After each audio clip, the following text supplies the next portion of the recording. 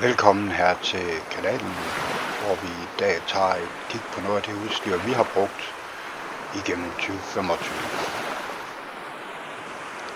Alt det vi ser på i dag er fra Traver. Vi lægger ud med Creek vadestøvle, som vi har brugt i en filtudgave, og den må vi kan sige, den står man super godt fast i på kysten, også uden de her spikes, som medfølger, når man køber den. Den har en super god pasform, og skal man finde et minus ved den, kan man jo sige, at den mangler den her metalring, så man kan sætte sin vaders fast, som man ser på nogle andre modeller. Men igen, til en støvl til lige under 1000 kroner, så er det en super fin støvl.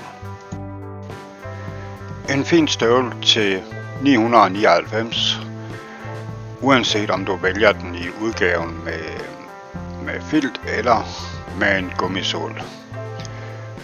Der var lige det her en minus, hvor der mangler noget, som man er til at sætte vadersen fast.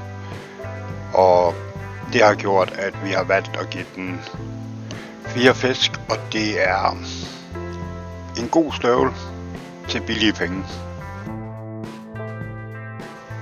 Den næste ting vi kigger på er et Support Pro vadebælt.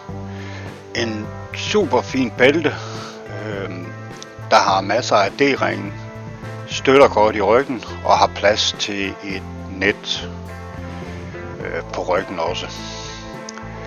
Det eneste lille minus jeg har fundet, det er når man går med linekurv, synes jeg ikke at de passer så godt sammen og kommer til at sidde rigtig dårligt. Ser man bort fra det lille issue, som jeg har oplevet, får du her et vadebælt til 300 kroner. Det støtter godt, og det gør alt, hvad et bælt af den type skal kunne udføre. Vi har valgt at give bæltet 4 fisk. Det kunne have fået 5, hvis det havde passet bedre med linekurv.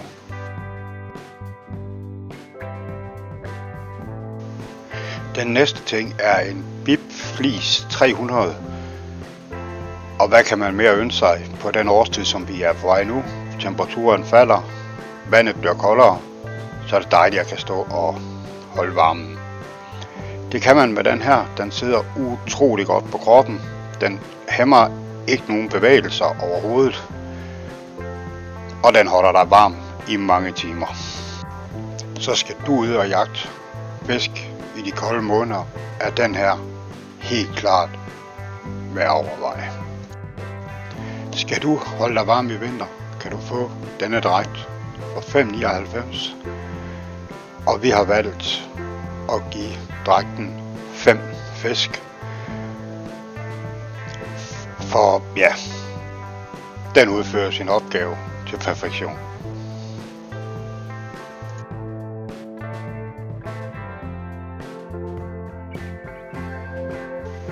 Den sidste ting vi har med er et Blast fluehjul. Et hjul i den billigere ende, men et hjul der præsterer når det skal. Hjulet fås i 2 størrelser, en klasse 3-5 og en klasse 6-8. Så mangler du et ekstra hjul, enten som backup eller fordi man er for doven til at skal skifte sit skydehoved eller sin line hver gang man skal fiske med noget nyt, så er der her en god og billig løsning. Hjulet fås for 4,99 og er alle pengene værd som et godt backup. Derfor har vi også valgt at give 4 fisk til dette hjul.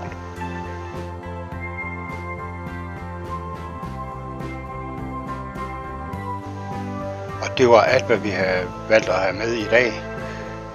Alt hvad I har set i filmen er selvindkøbt og kan købes i butikker i Danmark.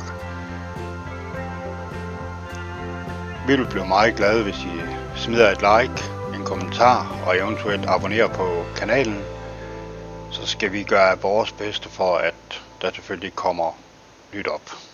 Kan I have en fortsat god dag og knæk og bræk derude.